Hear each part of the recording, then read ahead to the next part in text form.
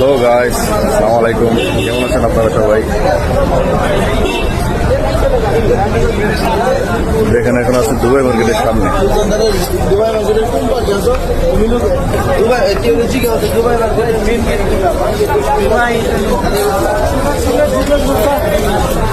Dubai market,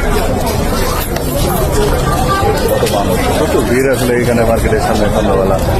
অনেক মানুষ খায় দোকানে তো আপনাদেরকে একটু ঘুরে দেখাই, নাহলে বুঝবেন না। তো গাছ দেখেন, এটা হচ্ছে মার্কেটের ভিতরের সাইড।